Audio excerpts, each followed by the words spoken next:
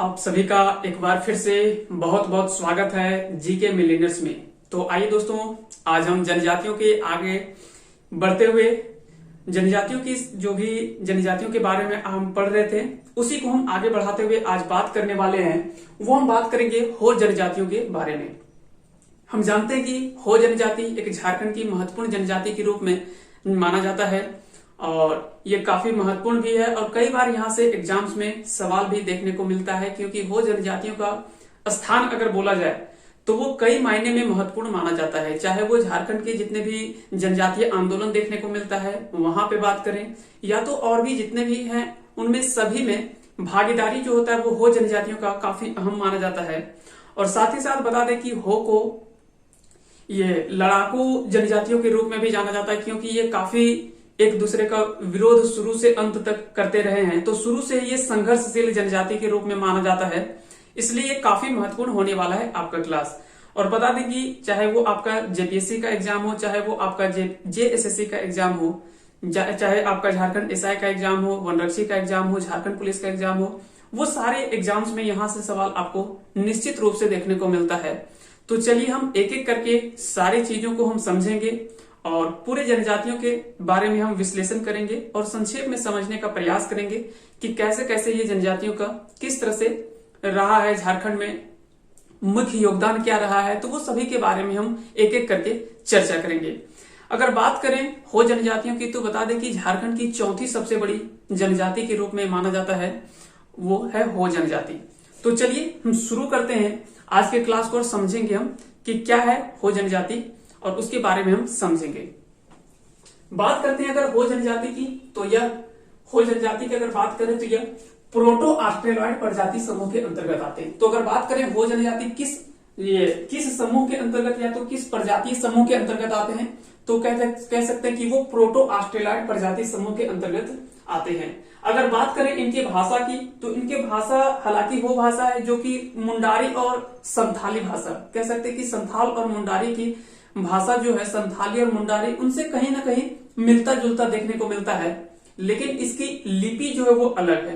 कह सकते हैं कि भाषा भले लगभग एक जैसा मिलता जुलता मिलता है, लेकिन इसकी भाषा लिपि जो है वो अपनी लिपि है और इसका लिपि का नाम है वो है वारक चीती या तो फिर वारक चीती भी बहुत जगह देखने को मिलेगा। तो इसकी अपनी लिपि है। ये काफी महत्वपूर्ण सवाल है और यहाँ से कई बार एग्जाम में सवाल पूछा गया है। और बता दें कि अभी तक जो है वो संथाली भाषा का लिपि पूछा गया है और भी कई सारे भाषा का लिपि पूछा गया है, लेकिन कह सकते हैं कि ये हो जनजातियों की लिपि जो है वाराणसी के बारे में बहुत ज्यादा एग्जाम में सवाल अभी तक नहीं पूछा गया है। तो यहाँ से क्या है कि आपको आने वाले एग्जाम्स में जरूर यहाँ से सवाल देखने को मिलेगा।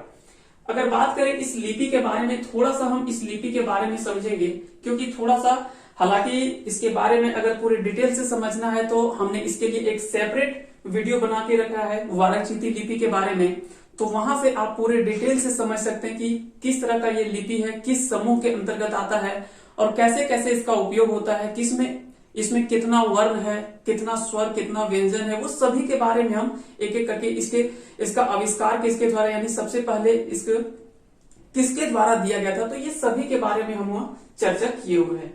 अगर बात करें वाराणसी लिपि का बात करें तो इनका आविष्कार जो है यानी कह सकते हैं कि इनका खोज जो सबसे पहले किया गया था वो है ओत गुरु कोल लाखो बोद्रा या तो फिर लाखो बोद्रा के द्वारा इसका आविष्कार किया गया। तो अगर पूछा जाए कि वाराणसी लिपि का आविष्कार किसके द्वारा किया गया, तो मुख्य रूप से जो माना जाता है वो लाखो बोद्रा को माना जाता है। लेकिन बता दें कि इस लिपि का आविष्कार जो वास्तविक रूप से जो माना जाता है वो 13वीं शताब्दी में जो है वो देयोमा तुरी के द्वारा माना जाता है कि इसका वास्तविक जो आविष्कारक जो माना जाता है वो 13वीं शताब्दी में देयोमा तुरी के द्वारा माना जाता है। लेकिन कह सकते हैं कि जो इसका ये सबसे प्रचलित रूप और इसको जो उभार कर बाहर लाने में जो प्रमुख योगदान माना जाता है वो लाखो बोद्रा को माना जाता है। तो अगर पूछा जाए आपको, अगर सवाल आ जाए कि आप अगर कि वाराणसी लिपि का आविष्कार किसके द्वारा किया गया, तो आप लाखो बोद्रा को ऑप्शन में टिक करेंगे, क्योंकि इन्होंने बताया जरूर लेकिन उसको कह सकते हैं कि एक संक्षिप्त रूप में बताया था, लेकिन उतना अच्छा से क्लियर इसको नहीं कर पाया। लेकिन इसको जो सबसे कह सकते हैं कि एक अच्छे तरीके से और बाहर इसको एक विस्तृत रूप से इसको जो तैयार किया गया उसका श्रेय जो जाता है वो लाको-बोथरा को जाता है। तो ओत गुरु कोल लाको-बोथरा के द्वारा इसका आविष्कार जो है वो माना जाता है। बात करें इनके प्रकार की, तो इनका प्रकार जो वो आबू-गीदा प्रकार का माना जाता है। आबू-गीदा प्रकार। अब यहाँ पे एक सवाल उठता है कि आबू-गीदा क्या है। तो बता दें कि आबू-गीदा एक वैसा प्रकार होता है कोई भी लिपि जो लिखा जाता है। तो लिपि लिखने के लिए क्या है कि उसमें दो चीजों का प्रयोग किया जाता है। उसमें क्या होता है कि व्यंजन का भी प्रयोग किया जाता है, स्वर का भी प्रयोग किया जाता है। कई सारे ऐसे होते हैं तो जो स्वर और व्यंजन को दोनों को मिलाकर जिस लिपि का प्रयोग किया जाता है तो उस लिपि को हम क्या कहते हैं, आबू-गीदा लिपि कहते हैं। जैसे अगर देवनागरी लिपि भी बात करें तो देवनागरी लिपि भी जो है वो आबू-गीदा के रूप में ये माना जाता है, क्योंकि वहां पे भी हम देखते हैं कि स्वर के साथ यानी व्यंजन के साथ स्वर उसमें लगा होता है। और इसको हम बता दें कि इसको डिटेल से हमने जो सेपरेट इसका वीडियो हम बनाए हुए हैं, साथ ही साथ उसका लिंक हम इस वीडियो के डिस्क्रिप्शन में दे देंगे। वहां से आप उसको देख सकते हैं और वहां से आप आसानी से समझ सकते हैं कि क्या है वारक चीती लिपि, और उसके बारे में पूरे डिटेल से हम समझने का प्रयास किया है। और वहां से आपको इसके बारे में जो भी कंफ्यूजन है वो सारा दूर हो जाएगा और आप आसानी से यहाँ से सारे सवाल एग्जाम्स में अगर पूछे जाते हैं तो यहाँ पे आप निश्चित रूप से समझ में आ जाएगा और आप आसानी से हल कर लेंगे। बात करें इस लिपि में कुल वर्णों की तो 32 वर्ण देखने को मिलता है, जिसमें 11 स्वर और 21 व्यंजन।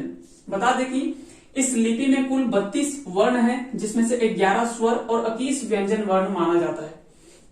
तो ये भी आपसे सवाल पूछा जा सकता है, लेकिन वर्तमान में जो है वो इतना तक अगर नहीं भी गया लेकिन आपको यहां तक पूछ सकता है। लेकिन हम क्या है कि हमेशा चाहते हैं कि हम एग्जाम्स के एक कदम आगे हम रहें, क्योंकि अभी के एग्जाम्स का कोई भरोसा नहीं, कब आपका क्वेश्चन का पैटर्न बदल जाए ये आप कह नहीं सकते। और साथ ही साथ जैसे जैसे एग्जाम आगे बढ़ता जा रहा है तो कहीं ना कहीं क्वेश्चन का जो लेवल है वो बढ़ता हुआ दिखाई दे रहा है, क्योंकि अब कंपटीशन जो है वो काफी एक दूसरे के प्रति देखा जाए तो वो काफी बढ़ गया है। तो उस हिसाब से अगर बात करें तो हम थोड़ा सा क्या है कि अब हम थोड़ा सा एक स्टेप आगे बढ़ के हमको इसका तैयारी करना पड़ेगा। और साथ ही साथ अगर बात करें कि हो जनजातियों का मुख्य निवास स्थल कौन सा माना जाता है, तो बता दें कि हो जनजातियों का मुख्य निवास जो माना जाता है वो कोल्हान क्षेत्र में माना जाता है। तो अगर पूछा जाए आपसे एग्जाम्स में सवाल कि हो जनजातियों का मुख्य निवास स्थल कहाँ माना जाता है, तो वो कोल्हान क्षेत्र माना जाता है। जैसे कोल्हान क्षेत्र में अगर बात करें तो पूर्वी सिंहभूम, पश्चिमी सिंहभूम, सरायकेला खरसावां और भी कई सारे ऐसे क्षेत्र देखने को मिलता है। साथ ही साथ अगर बात करें तो रांची, हजारीबाग, ये सभी क्षेत्रों में भी कुछ कुछ देखने को मिलता है। अब यहां से एक याद रखिएगा कि कोल्हान क्षेत्र जो है वो कुल 26 पीढ़ों में बटा हुआ है। तो अगर बात करें कोल्हान पर, क्योंकि हम जानते हैं कि झारखंड के कई 5 प्रमंडल में जैसे बटा हुआ है तो सभी प्रमंडलों में फिर अलग अलग खंड किया हुआ है। तो बता दें कि कोल्हान प्रमंडल जो है उसको कुल 26 पीढ़ों में बांटा गया है। और बता दें कि प्रत्येक पीढ़ में यानी हर एक पीढ़ में 5 से 10 गांव देखने को मिलता है। तो यानी 5 से 10 गांव मिलाकर एक पीढ़ का निर्माण होता है और पूरे कोल्हान क्षेत्र में कुल 26 पीढ़ में बांटा गया है। तो इस तरह से भी आप याद रख सकते हैं। अगर बात करें हो जनजातियों की सामाजिक व्यवस्था के बारे में, हो जनजातियों की सामाजिक व्यवस्था के बारे में अगर हम चर्चा करें, इनकी सामाजिक व्यवस्था के बारे में अगर हम बात करें तो हो परिवार जो वो पितृसत्तात्मक एवं पितृवंशीय होता है। पितृसत्तात्मक और पितृवंशीय कहने का अर्थ है कि जो देखते हैं कि जो इसमें अधिकार जो होता है, मुख्य रूप से जो अधिकार होता है पिता के बाद तो वो पुत्रों का अधिकार देखने को मिला है। हालांकि माना जाता है कि हो जनजाति कुछ समय के लिए मातृसत्तात्मक थे, लेकिन वो धीरे धीरे परिवर्तित होकर अंततः वो पितृसत्तात्मक वंश के रूप में माना जाता है और पितृसत्तात्मक वंश ये हो गए और पितृवंशी देखने को मिलता है। वर्तमान में अगर बात करें तो ये पितृसत्तात्मक और पितृवंशी परिवार देखने को मिलता है। हो जनजातियों में अगर बात करें तो लगभग 80 से अधिक गोत्र देखने को मिलता है। तो गोत्र हमने देखा था कि सभी जनजातियों में अलग अलग गोत्र देखने को मिलता है। संथाल में हम बात किए थे, उरांव में बात किए थे, फिर मुंडा जनजाति के बारे में पढ़े तो उसमें हम बात किए। फिर उसी तरह से अगर बात करें हो में तो इसमें भी अलग अलग जनजाति गोत्र देखने को मिलता है। और गोत्र में अगर बात करें तो इसमें जो है वो 80 से अधिक गोत्र देखने को मिलता है, 80 से अधिक गोत्र मिलता है, जिसमें से अगर हम कुछ प्रमुख गोत्र का अगर हम बात करें तो जैसे है आपका अंगारिया, बारला, बोदरा, बालमुच्चू, चांपिया, हेमासुरी, तामसोय, पिंगुआ, लुगुन, लागोरी, जामुदा, ये सभी जो वो कुछ महत्वपूर्ण जो है कह सकते हैं कि हो जनजाति के गोत्र के रूप में माना जाता है। तो ये सभी नाम आप याद रखिएगा, अंगारिया, बारला, बोदरा, बालमुच्चू, चांपिया, हेमासुरी, तामसोय, पिंगुआ, लुगुन, लागोरी, जामुदा, ये सभी जो है वो कुछ महत्वपूर्ण गोत्र माना जाता है हो जनजातियों का। अगर बात करें कि हो जनजाति का, तो इनका भी अपना एक युवा ग्रह है। तो इनके युवा ग्रह को गोतियोरा के नाम से जाना जाता है, गोतियोरा के नाम से जाना जाता है, गोतियोरा के नाम से, क्योंकि मुंडा जनजातियों में देखा था कि मुंडा जनजातियों का जो भी युवा ग्रह होता है उसको गितियोड़ा के नाम से जाना जाता है। तो सभी जनजातियों का अलग अलग युवा ग्रह देखने को मिलता है और सभी के युवा ग्रह अलग अलग नाम से जाना जाता है। संथाल जनजातियों में हम अलग अलग देखे थे युवा ग्रह के बारे में। अब युवा ग्रह होता क्या है, तो युवा ग्रह वैसा स्थल माना जाता है जहां पे जनजातियों के युवक और युवतियों को शिक्षण प्रशिक्षण के लिए उसमें लिया जाता है और वहां पे उसको एक तरह से प्रशिक्षण दिया जाता है वहां पे जनजातियों के बारे में, और जो भी उनकी शिक्षा प्रशिक्षण है वो सभी का ग्रहण वहां पे किया जाता है युवक युवतियों को, तो वही युवा ग्रह कहलाता है। और साथ ही साथ अगर बात करें कि शादी की रस्मों में भी जनजातियों में कई तरह के रस्म देखने को मिलता है। जैसे एक आपका शब्द आता है वधू मूल्य का, तो वधू मूल्य अगर हो जनजातियों में बात करें तो इसे गोनोंग या पोन के नाम से जाना जाता है, गोनोंग या तो फिर पोन के नाम से जाना जाता है। अगर बात करें वधू मूल्य होता क्या है, तो वधू मूल्य कह सकते हैं कि जो शादी विवाह जब जनजातियों में देखने को मिलता है तो लड़कों के द्वारा लड़कियों को दिया जाने वाला जो मूल्य होता है उसी को हम वधू मूल्य के रूप में जाना जाता है। तो वधू मूल्य हो जनजातियों में गोनोंग या तो फिर पोन के नाम से जाना जाता है, जबकि संथाल जनजातियों में हम देखे थे कि इसको पोन कहा जाता है। फिर हम उरांव में देखे थे, उरांव में भी अलग नाम से जाना जाता है, फिर मुंडा में अलग अलग नाम से जाना जाता है। तो ये सभी जनजातियों में अलग अलग नामों से जाना जाता है। बात करें इन जनजातियों में कुछ प्रचलित विवाह का, तो आंधी विवाह कह सकते हैं कि आंधी विवाह, और आंधी विवाह जो है वो हो जनजातियों का सबसे प्रमुख विवाह माना जाता है। फिर है दीकू आंधी विवाह, फिर है ओपर तीपी विवाह, राजी खुशी विवाह, आंदेर विवाह, फिर है अनादर विवाह। तो ये कुछ जो है वो महत्वपूर्ण विवाह के प्रकार देखने को मिलता है, और सभी कह सकते हैं कि जो भी विवाह का अलग अलग प्रचलन है और सभी में अलग अलग तरह के विवाह देखने को, अलग अलग प्रथा देखने को मिलता है। तो कोई विधवा विवाह हो या तो कोई प्रेम विवाह हो, कोई हरण विवाह के नाम से जाना जाता है। तो अलग अलग तरीके से विवाह होता है जो घर के व्यक्तियों के द्वारा, कह सकते हैं कि जो घर के मुख्य व्यक्ति होते हैं उनके द्वारा किया जाने वाला विवाह वो अलग विवाह के रूप में माना जाता है। वहीं अगर बात करें राजी खुशी विवाह, तो इसमें दोनों का कह सकते हैं कि लड़का और लड़की दोनों का अगर सामूहिक रूप से दोनों का सहमति होता है तो उसे राजी खुशी विवाह के नाम से भी जाना जाता है। तो इस तरह से सभी जनजातियों में अलग अलग प्रकार के देखने को मिलता है विवाह का, और अलग अलग नामों से जाना जाता है। तो ये सभी कुछ महत्वपूर्ण हमने विवाह को देखा, तो कुछ ये प्रचलित विवाह थे। तो इस तरह से हमने पहले समझा कि हो जनजाति है क्या, तो ये प्रोटो ऑस्ट्रेलॉइड प्रजाति समूह से संबंधित है। वही इनकी भाषा बात करें तो हो भाषा का एक कह सकते हैं कि मुंडारी और जो भी संथाली भाषा उससे कहीं ना कहीं सम्मिलित देखने को मिलता है। फिर इनकी लिपि के बारे में हम बात किए, वारक चीती लिपि, और इसके आविष्कार जो माना जाता है वो लाखों बोधरा के द्वारा जाता है। और याद रखिएगा आप, समय इसको याद रखिएगा, ये 1940 में इसका आविष्कार किया गया था, 1940 में इसका आविष्कार किया गया था। तो ये भी आप समय याद रखिएगा। जैसे हमने संथाली भाषा की बात किया था, संथाली भाषा की जो लिपि था तो उसकी ओलचिकी लिपि, तो उसके बारे में भी हम बात किए थे। पंडित रघुनाथ मुर्मू के द्वारा 1941 में किया गया था, 1941 में संथाली भाषा की लिपि ओलचिकी का आविष्कार किया गया था पंडित रघुनाथ मुर्मू के द्वारा। तो वहां पे भी हमने देखा था। उसी तरह से अगर बात करें हो भाषा की लिपि, वारक चीती लिपि का आविष्कार लाखों बोधरा के द्वारा किस वर्ष किया गया, तो वहां पे वर्ष आपका 1940 हो जाएगा। तो इस तरह से आपको कहीं से भी सवाल किसी तरह से पूछा जा सकता है। फिर अगर बात करें प्रकार की, तो ये आबो गीता प्रकार के माना जाता है, जिसमें व्यंजन और स्वर दोनों का प्रयोग किया जाता है उस लिपि को लिखने के लिए। और वास्तविक आविष्कारक अगर बात करें तो ये 13वीं शताब्दी में ही कर दिया गया था देयोवा तुरी के द्वारा। और ऐसा माना जाता है कि कहीं ना कहीं इन्हें कह सकते हैं कि एक दिव्य जिस तरह से प्राप्त होता है, दिव्य विद्या प्राप्त होता है, उसी के रूप में माना जाता है कि ऐसा उन्हें विद्या प्राप्त हुआ था और उसके द्वारा ये लिखा गया था। बाद में इस चीज को मुख्य रूप से उभार कर बाहर लाने का जो प्रयास किया गया और मुख्य इसमें आविष्कार के रूप में माना गया वो लाखों को माना गया। तो इस तरह से क्या है कि अलग अलग से आपको कई तरह से सवाल आपको घुमा फिरा के पूछा जा सकता है। वहीं अगर हो जनजातियों के निवास स्थल हमने देखा कि मुख्य निवास जो वो कोल्हान क्षेत्र माना जाता है, वो चाहे वो पश्चिमी सिंहभूम हो, पूर्वी सिंहभूम हो, संथा ये सरायकेला खरसावां क्षेत्र हो, ये सभी क्षेत्रों में, कुछ रांची और हजारीबाग जैसे जिलों में भी इनका निवास स्थल देखने को मिलता है।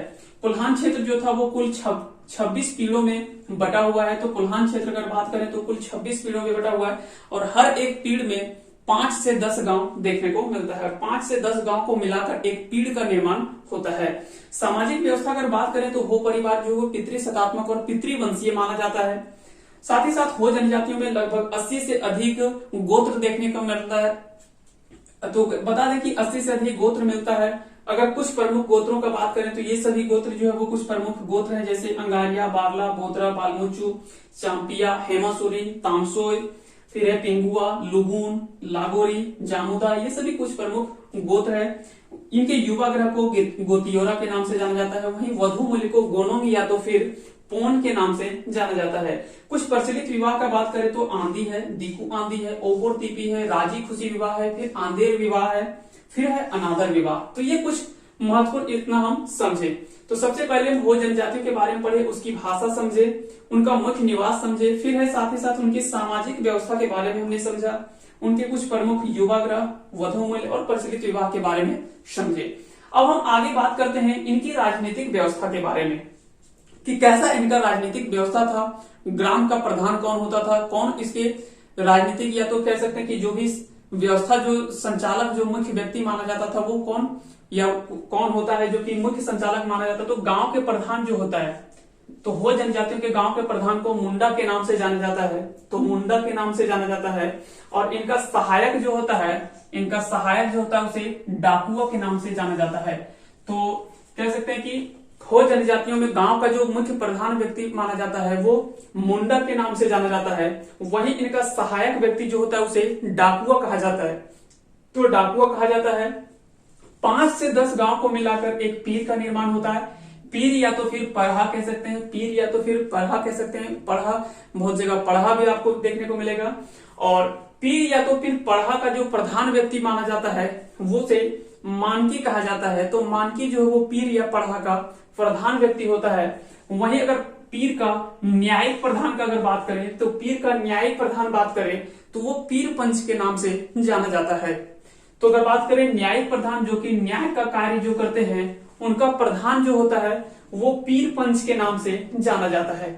याद रखिएगा कि गांव का अखड़ा जो होता है, गांव का अखड़ा हम जैसे जानते हैं कि गांव के जैसे हम चौक वर्तमान में मानते हैं, तो समझ सकते हैं कि गांव में भी एक चौक जिस तरह से होता है तो उसे अखड़ा के नाम से जाना जाता है। और वह जो है हो जनजातियों में इस भाषा का शब्द प्रयोग किया गया तो वो एंटे तुरतुड़ के नाम से जाना गया है। एंटे तुरतुड़ के नाम से जाना जाता है। तो ये आप याद रखिएगा, ये गांव का अखड़ा होता है जहाँ पे कई सारे कार्य देखने को मिलता है, चाहे वो सम्मेलन हो या तो किसी तरह का कोई पंचायती व्यवस्था अगर होता है, पंचायत वगैरह होता है, या तो फिर कह सकते हैं कि युवक युवतियों द्वारा नाच गान का जो कार्य होता है वो सभी गांव के अखड़ा में देखने को मिलता है। और ये एंटी तुरतुड़ के नाम से हो जनजातियों में देखने को मिलता है। बात करें इनके रसोई घर में एक कोने में एक प्रमुख स्थान के रूप में माना जाता है और उसका नाम दिया गया है अदीग। तो उसका नाम याद रखिएगा, अदीग के नाम से जाना जाता है। अदीग के नाम से जाना जाता है। और बता दें कि अदीग जो होता है वो पूर्वजों का पवित्र स्थान कह सकते हैं कि पूर्वजों का पवित्र स्थान माना जाता है। तो पूर्वजों का ये पवित्र स्थान माना जाता है। याद रखिएगा कि जो हमने देखा कि पीर या परहा का जो प्रधान होता है वो मानकी होता है। तो मानकी बता दें कि मानकी व्यवस्था जो था वो अंग्रेजों के समय में भी कह सकते हैं कि अंग्रेजों के समय में भी ये काफी प्रचलन में था। तो कहीं ना कहीं मुंडा मानकी व्यवस्था जो है वो अंग्रेजों के समय में भी ये प्रचलन में था और देखने को वहां पे भी हमें मिलता है। तो इस तरह से याद रखिएगा। और साथ ही साथ कह सकते हैं कि हो जनजाति जो होते हैं, हो जनजाति की अगर बात करें तो ये सच्चाई, ईमानदारी और कह सकते हैं कि एक दूसरे के प्रति ये सहयोगी काफी माने जाते हैं और काफी ये सहयोगात्मक होते हैं। और साथ ही साथ ये सहृदयात्मक और सहायक प्रवृत्ति के जनजाति के रूप में जाने जाते हैं। साथ ही साथ हमने शुरू से बताया कि ये काफी संघर्षशील जनजाति के रूप में भी माने जाते हैं। शुरू से ये काफी संघर्ष करते आए, राज्य के निर्माण के लिए कह सकते हैं कि और देश के निर्माण के प्रति इन्होंने कई सारे महत्वपूर्ण कार्य भी किया और साथ ही साथ अपने जो संस्कृति है उसको बचाने के लिए भी कई सारे महत्वपूर्ण आंदोलन देखने को मिलता है।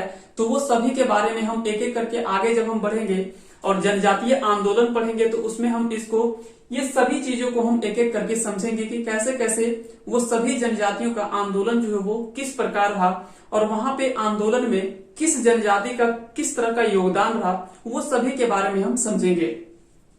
अब यहां तक था राजनीतिक व्यवस्था के बारे में। अगर बात करें राजनीतिक व्यवस्था के बाद वो है अर्थव्यवस्था। तो हम जानते हैं कि किसी भी जनजाति का अर्थव्यवस्था जो है वो या तो कह सकते हैं कि कोई भी जाति हो या कोई भी समूह हो, सभी के लिए कहीं ना कहीं कह सकते हैं कि सबका अर्थव्यवस्था का अपना अपना आधार होता है। तो अगर हो जनजातियों में अर्थव्यवस्था का मुख्य आधार माना जाए तो हम जानते हैं जैसे झारखंड के 4 प्रमुख जनजाति जो है वो संथाल, उरांव, मुंडा और हो, ये 4 ऐसे जनजाति जो कि मुख्य रूप से कह सकते हैं कि इनका पेशा जो माना जाता है वो कृषि प्रधान माना जाता है। ये कृषि प्रधान जनजाति के रूप में जाने जाते हैं। और हो जनजाति का भी मुख्य पेशा जो है वो कृषि कह सकते हैं कि कृषि कार्य माना जाता है, खेती बाड़ी से ये जुड़े होते हैं। इनकी भूमि जो है वो 3 अलग अलग नामों से जाना जाता है। तो इनकी भूमि जो है वो 3 अलग अलग प्रकार के होते हैं और अलग अलग नामों से जाना जाता है। जैसे पहला हो गया बाड़ी या तो फिर बेड़ो, बाड़ी या तो फिर बेड़ो। बता दें कि जो घर के आसपास का जमीन होता है तो हम लोग भी जानते हैं जैसे उसे हम बाड़ी कहते हैं। तो बाड़ी या तो फिर बेड़ो जो होता है वो घर के आसपास की भूमि को बाड़ी या तो फिर बेड़ो के नाम से जानते हैं। फिर दूसरा आता है दोन या तो फिर वादी। दोन या वादी बता दें कि ये नीची भूमि या तो फिर धान वगैरह का जो खेती होता है और धान हो गया और भी कई सारे ऐसे फसल जो है वो ये सभी भूमि में देखने को मिलता है। और तीसरा आता है टांड या तो फिर गोड़ा। टांड या तो फिर गोड़ा के नाम से जाना जाता है और बता दें कि ये ऊंची भूमि माना जाता है। कह सकते हैं कि जो ऊंचा स्थान में ये जमीन देखने को मिलता है और इसमें क्या कि पानी की बहुत सारी दिक्कतें होती है। तो ऐसे केसेस में क्या होता है कि इन जगहों पे मक्का हो गया, कुर्थी हो गया और भी कई सारे ऐसे फसल उगाया जाता है जहां पे पानी का कम जरूरत हो, क्योंकि वहां पे पानी क्या होता है कि व्यवस्था उतना अच्छा से नहीं हो पाता है ऊंची भूमियों में। इसीलिए उन भूमि में उसे क्या कहा गया, टाण कहा गया या तो फिर गोड़ा के नाम से जाना जाता है। ये ऊंची भूमि होता है और इनमें मक्का, कुर्थी जैसे फसल हमको देखने को मिलता है। तो इस तरह से याद रखिएगा कि हो जनजातियों में भूमि जो है वो 3 भागों में बटा था, बाड़ी या बेड़ो, फिर दोन या वादी और तीसरा है टांड या फिर गोड़ा। वाड़ी या बेड़ो जो होता है वो घर के आसपास की भूमि होता है जिसमें साग सब्जी ये सभी कुछ फसल देखने को मिलता है। साथ ही साथ दोन या वादी बात करें तो ये नीची भूमि या तो फिर कह सकते हैं धान, गेहूं ये सभी फसल जो है वो देखने को मिलता है। और साथ ही साथ टांड या तो फिर गोड़ा का अगर बात करें तो ये ऊंची भूमि होता है और इनमें ऐसे फसल उगाए जाते हैं जिनके लिए वर्षा की कम आवश्यकता होती है और कह सकते कि कम से कम पानी में जो फसल उगाया जा सके वही फसल जो है वो ये सभी भूमि में उगाया जाता है। तो ये हमने समझा। उसके बाद एक शब्द आता है इली। तो बता दें कि इली जो है वो हो जनजातियों का प्रिय एवं पवित्र पेय पदार्थ माना जाता है। जैसे कई जनजातियों में हंडिया के नाम से जाना जाता है, तो कई अलग अलग नाम से देखने को मिलता है। जैसे हमने अलग अलग जनजातियों में हम देखे थे कि चाहे वो हंडिया का बात करें तो और भी कई सारे जनजातियों में अलग अलग नाम से ये जाना जाता है। तो इली जो है वो हो जनजातियों का प्रिय एवं पवित्र पेय पदार्थ माना जाता है। अब पेय पवित्र इसलिए माना जाता है क्योंकि हम जानते हैं कि जितने भी इनके त्योहार होते हैं वो कह सकते हैं कि देवी देवताओं के पास ये उनको चढ़ाते हैं, जिसके कारण से ये पवित्र पेय पदार्थ के रूप में भी माना जाता है। तो सिर्फ ये नहीं कह सकते कि जो इली या तो फिर हंडिया जो होता है वो या जनजातियों के लिए सिर्फ एक पेय पदार्थ ही नहीं है, इनके लिए एक महत्वपूर्ण पदार्थ के रूप में माना जाता है, पवित्र पेय पदार्थ के रूप में भी जाना जाता है, क्योंकि ये इली अब हो जनजातियों में जो नाम से जाना जाता है वो इली के नाम से जाना जाता है, कई जनजातियों में हंडिया के नाम से जाना जाता है, कि कई जनजातियों में रानू का शब्द का प्रचलन है। तो ये सभी अलग अलग नाम से जाना जाता है। तो इस तरह से हम समझे कि इनके राजनीतिक व्यवस्था कैसी थी, साथ ही साथ इनके अर्थव्यवस्था का आधार क्या है, और साथ अब हम बात करेंगे इनके प्रमुख धर्मों के बारे में। तो हो जनजातियों के धर्म का अगर बात करें तो इनमें धर्म का लगभग स्रोत जो है वो कह सकते हैं कि जनजातियों में लगभग समान ही माना जाता है, थोड़ा बहुत अंतर देखने को मिलता है, लेकिन इनके नामकरण में और अलग अलग देवताओं का नाम जो देखने को मिलता है वो कहीं ना कहीं अलग अलग देखने को मिलता है। तो बहुत बार क्या है कि हमको डायरेक्ट सवाल एग्जाम्स में यही से पूछ लिया जाता है कि इनके सर्वप्रमुख देवता कौन है, इस जनजाति के सर्वप्रमुख देवता किस नाम से जाना जाता है। तो अगर हमको डायरेक्ट पूछ दे कि हो जनजातियों का सर्वप्रमुख देवता कौन माने जाते हैं, तो वो सिंगबोंगा जो है वो हो जनजातियों के सर्वप्रमुख देवता माने जाते हैं। वहीं इनके ग्राम देवता का अगर बात करें तो ग्राम देवता को पाहुई बोंगा और पृथ्वी देवता को ओटी बोड़ोम के नाम से जाना जाता है। तो अगर इनके पृथ्वी देवता का बात करें तो ओटी बोड़ोम के नाम से जाना जाता है, और पहाड़ देवता का अगर बात करें तो पहाड़ देवता को मरांग गुरु के नाम से जाना जाता है, मरांग गुरु के नाम से जाना जाता है। वहीं अगर नाग देवता को नागे देवता के नाम से जाना जाता है, और वर्षा देवता का अगर बात करें कि हो जनजातियों में वर्षा देवता को किस नाम से जाना जाता है, तो वो देसावली बोंगा के नाम से जाना जाता है। अगर बात करें इनके धार्मिक प्रधान, जो भी धार्मिक कार्यों का संचालन जिनके द्वारा होता है, उनके धार्मिक प्रधान को देवरी या तो फिर पुरोहित के नाम से, जो पुरोहित होते हैं उनको देवरी के नाम से जाना जाता है। तो ये शब्द आप जरूर याद रखिएगा, देवरी के नाम से जाना जाता है कि धार्मिक प्रधान जो हो जनजातियों का धार्मिक प्रधान होता है वो देवरी कहलाते हैं।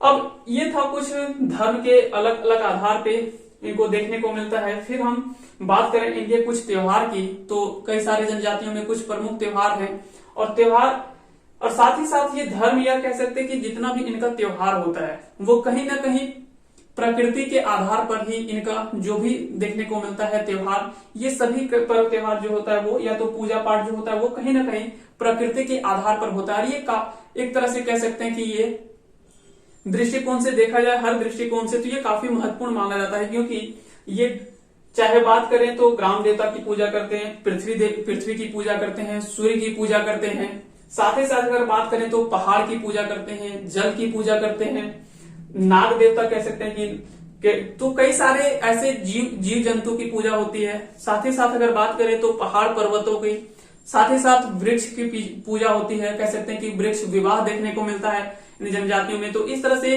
कह सकते हैं कि प्रकृति के आधार पर, जिसके लिए आज हम काफी चुनौतियों का सामना कर रहे हैं, कहीं ना कहीं ये कह सकते हैं कि इस आधार पे ये काफी महत्वपूर्ण माना जाता है, क्योंकि जंगल हमारे लिए काफी महत्वपूर्ण योगदान माना जाता है, क्योंकि जब तक जंगल है तभी तक हम लोग हैं, जंगल खत्म हो जाएगा तो फिर कोई भी यहाँ पे जीव जंतु नहीं बच सकता है। इसलिए ये देखा जाए तो ये दृष्टि से काफी महत्वपूर्ण माना जाता है, और ये जनजाति भी जो होते हैं वो शुरू से ही प्रकृति पूजक माने गए हैं। अगर बात करें इनके कुछ प्रमुख त्योहार का, तो माघे, बाहा, होरो, बतावली, दमुराई, जिसको धन रोपी के नाम से जाना जाता है, कि धान रोपने के समय जो त्योहार माना जाता है इनके द्वारा उसे दमुराई के नाम से जाना जाता है। फिर है जोमनामा, कोलोम, ये सभी जो वो कुछ महत्वपूर्ण त्योहार देखने को मिलता है हो जनजातियों में। तो इस तरह से अगर बात करें तो हो जनजातियों के बारे में कुछ महत्वपूर्ण हमने जो भी समझने का प्रयास किया कि कैसे हो जनजाति के बारे में हम समझें। फिर उनकी भाषा की अगर बात करें तो भाषा को समझे, फिर उनका अगर बात करें सामाजिक व्यवस्था कैसा माना जाता है, उन्हें किस तरह का विवाह प्रचलित देखने को मिलता है, वैवाहिक संबंध किस तरह देखने को मिलता है। और साथ ही साथ यहाँ पे दो आप महत्वपूर्ण बात याद रखिएगा कि लगभग जनजातियों में जो विवाह जो होता है वो कह सकते हैं कि अंतर विवाही जो विवाह होता है वो प्रतिषेध माना जाता है, क्योंकि अंतर विवाही विवाह जो होता है वो नहीं देखने को मिलता है लगभग, क्योंकि एक गोत्र दूसरे गोत्र से विवाह करते, सेम गोत्र में विवाह नहीं होता है, लेकिन जनजाति जो होता है वो सेम माना जाता है, यानी बहिर्गोत्री कह सकते हैं कि बहिर्विवाही माना जाता है, लेकिन समगोत्रीय विवाह वर्जित माना जाता है। तो समगोत्रीय यानी समान गोत्र में विवाह नहीं देखने को मिलता है। समगोत्रीय विवाह अगर बात करें तो समगोत्रीय विवाह जो है वो प्रतिषेध माना जाता है। कह सकते हैं कि समगोत्रीय विवाह जो है वो निषेध माना गया है। लेकिन अगर बहिर्विवाही जनजाति देखने को मिलता है, यानी विवाह जो होता है वो अंतर्विवाही जनजाति माना जाता है, अंतर्विवाही, लेकिन समगोत्रीय विवाह नहीं माना जाता। ये बहिर्गोत्रीय विवाही माने जाते हैं कि एक दूसरे से अलग गोत्र में विवाह होता है। जैसे दो गोत्र अगर बात करें, कोई भी दो गोत्र का अगर बात करें तो अलग अलग गोत्रों में शादी हो सकता है, लेकिन दो सेम अगर गोत्र बात करें तो दो सेम गोत्रों में विवाह नहीं माना जाता है, ऐसा माना जाता है। साथ ही साथ कई सारे ऐसे जनजाति हैं जिनमें कुछ ऐसे जनजाति माने जाते हैं जिनमें शादियों का काफी अलग अलग प्रचलन माना जाता है, कई आधार पे अलग अलग देखने को मिलता है। तो सबका कहीं ना कहीं अपना अपना जो संस्कृति है वो अलग अलग आधार पर देखने को मिलता है। फिर इनकी राजनीतिक व्यवस्था का बात करें तो अलग अलग देखने को मिलता है। गांव का प्रधान चाहे वो सहायक होता है तो सहायक डाकुआ के नाम से जाना जाता है। फिर 5 से 10 गांव को मिलाकर एक पढ़ा पंचायत या तो पीर पंचायत जिसको हम कहते हैं, पीर या पढ़ा, जो पढ़ा पंचायत का निर्माण होता है। पढ़ा पंचायत का जो मुख्य व्यक्ति माना जाता है उसे हम मानकी के नाम से जानते हैं, और साथ ही साथ पीर का जो न्यायिक प्रधान होता है उसे पीर पंच के नाम से जानते हैं। तो इस तरह से कुछ जो है वो महत्वपूर्ण चीज देखने को मिलता है। साथ ही साथ इनकी अर्थव्यवस्था का आधार हमने देखा कि किस तरह से अर्थव्यवस्था इनका है। साथ ही साथ इनके धर्म के बारे में हमने समझा। तो इस तरह से हो जनजातियों के बारे में जो भी कुछ महत्वपूर्ण फैक्ट हो सकते थे वो सभी चीजों को हमने आसानी से समझने का प्रयास किया। उम्मीद करते हैं कि आप सभी को ये क्लास पसंद आया होगा, और साथ ही साथ इसी तरह से हमारे साथ बने रहिए। आपको जो भी झारखंड जीके से संबंधित जितने भी एक एक चैप्टर है वो सभी को क्रम से हम एक एक करके सारी चीजों को समझेंगे, जिससे हम आसानी से किसी भी चाहे चैप्टर का बात करें तो हमको कहीं भी रटने की आवश्यकता नहीं पड़ेगी और हम आसानी से सभी चीजों को समझते चले जाएंगे। तो उम्मीद करते हैं अगर आपको पसंद आया होगा यह वीडियो तो वीडियो को आप लाइक कर सकते हैं, और साथ ही साथ अगर चैनल पे नए हैं तो चैनल को सब्सक्राइब कर दें, और साथ ही साथ अपने दोस्तों के साथ शेयर कर दें। आपको अगर पसंद आया हो तो, और लगे कि साथ ही साथ इसे किसी और को भी फायदा हो तो निश्चित रूप से अपने दोस्तों के साथ ज्यादा से ज्यादा शेयर करें। आप सभी को एक बार बहुत बहुत धन्यवाद। अंत तक बने रहने के लिए धन्यवाद।